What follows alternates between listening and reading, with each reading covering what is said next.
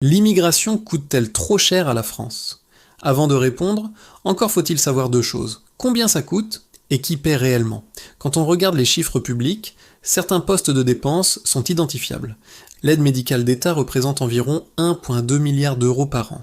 L'hébergement d'urgence et les dispositifs d'accueil coûtent entre 2,5 et 3 milliards. La politique d'éloignement, notamment les OQTF peu exécutés, représente encore plusieurs centaines de millions d'euros. À cela s'ajoutent les coûts liés à la justice et à l'incarcération.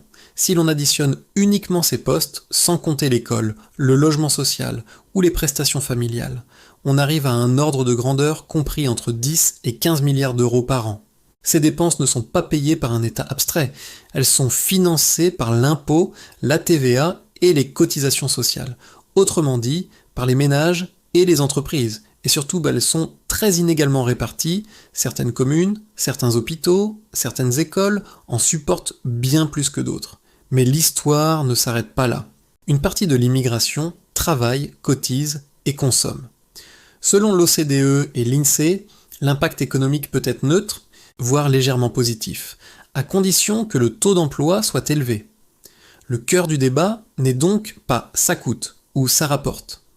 Les faits montrent surtout que les coûts sont immédiats et concentrés, tandis que les bénéfices sont conditionnels et différés.